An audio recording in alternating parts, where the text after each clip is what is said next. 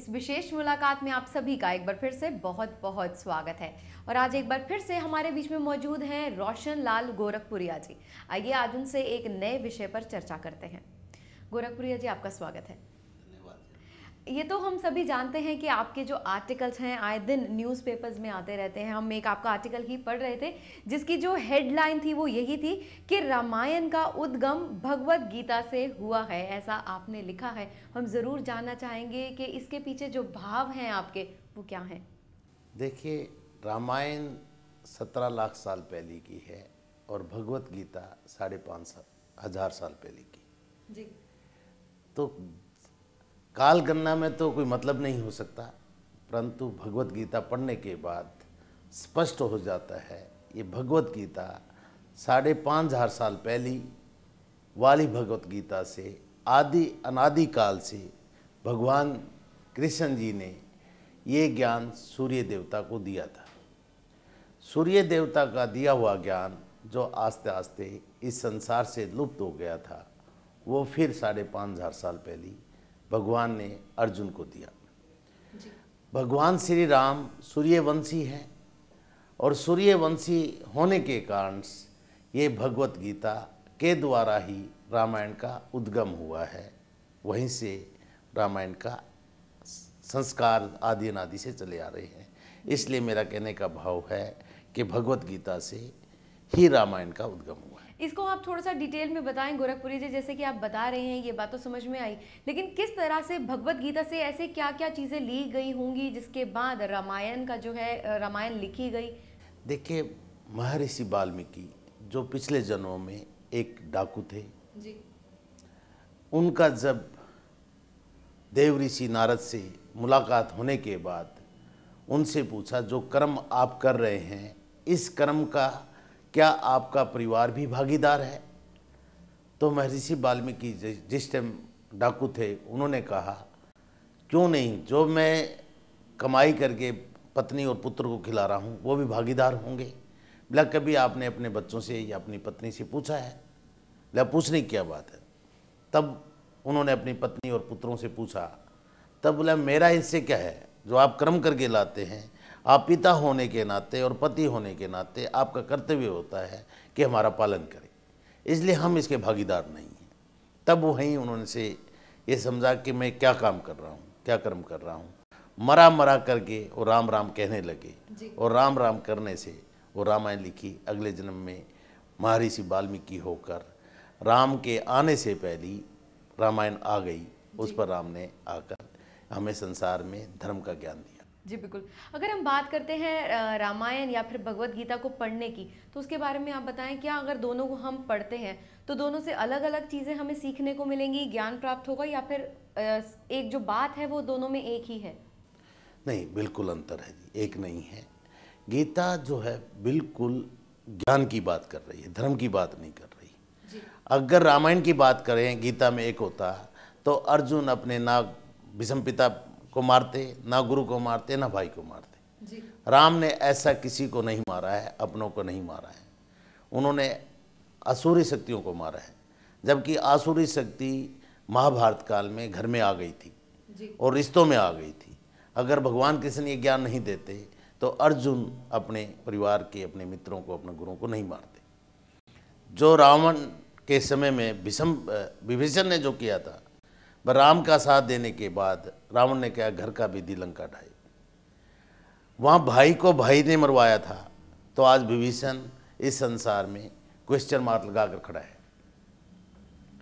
परंतु यहाँ अर्जुन अपने परिवार को मार रहा है, अर्जुन आज भी श्रेष्ठ कहला रहे हैं।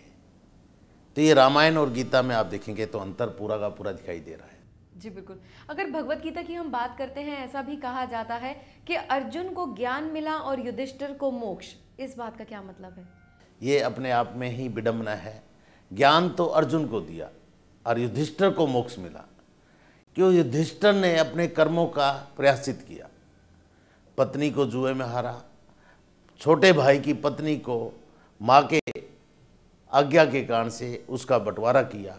5 भाइयों में एक पत्नी का, जो किसी भी समाज में, किसी में भी धर्म में मान्य नहीं हो सकता। एक पत्नी 5 पति की पत्नी बनी। यही पिछले दिनों में मैंने ये बात भी कही थी, बड़ा काफ़ी दिनों से मेरे मन में चल रहा था चिंतन। एक पत्नी के 5 पति और श्रेष्ठ धर्म की परिधि में आते हैं। तब मैंने कहा था कि द्रौपदी धर्म का प्रतीक है। जी, लेकिन इस बात का संदर्भ इसमें समझ में नहीं आया कि अर्जुन को अगर ज्ञान मिला तो मोक्ष युधिष्ठिर को क्यों मिला? अर्जुन ने युद्ध किया, जबकि ज्ञान लेने के बाद भी अर्जुन अपने अंदर के अहंकार को नहीं खो पाया। जी, चाहे भक्ति में भी उन्होंने कहा कि मेरे से ज़्यादा भक्त कोई नहीं है, मेरे से बड़ा ज्ञानी नहीं है। ये महाभारत का युद्ध मैंने लड़ा है और ये युद्ध मैंने जीता है। इस बात का अहंकार होने के बाद भगवान ने बब्रिक, जो आज श्याम बाबा के नाम से जाने जाते हैं, तो उन्होंने कहा था जाकर पूछो इस युद्ध में किसने युद्ध किया था। तब ये बात आती है जब बब्रिक जी ने कहा था उस टाइम में, द्रौपदी का खप्पर और कृष्ण जी का चक्कर।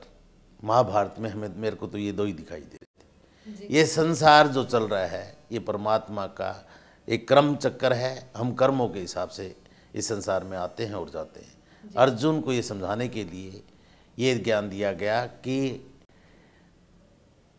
अहंकार नहीं होना चाहिए, चाहे भक्ति का हो, चाहे ज्ञान का हो, चाहे कर्म का। अर्जुन लास्ट तक भी अपने अहंकार को खो नहीं पाया था, जबकि युधिष्ठिर ने प्रयासित करने के बाद अपने पापों को या माफ़ करा लिया था और माफ़ होने के बाद वो मोक्ष प्राप्त किया। जी बिल्कुल। गोरखपुरी जी, आपके अकॉर्डिंग आप क्या कहते हैं कि रामायण सर्वोपरि है या फिर भगवद गीता? जहाँ सर्वोपरि की बात आती है, मैं इसी बात में कहता राम पुरुषोत्तम है। जी, मर्यादा पुरुषोत्तम है और राम पुरुषोत्तम है और कृष्ण सर्वोत्तम है। जी, तो जहाँ सर्वोत्तम की बात आती है तो गीता ही सर्वोत्तम होगी, क्योंकि गीता से ही जब रामायण का उद्गम हुआ है तो गीता ही सर्वोत्तम। जी, तो जो फल मिलेगा गीता को पढ़ने से शायद वो बहुत ज़्यादा होगा बजाय इसके कि रामायण के फल के।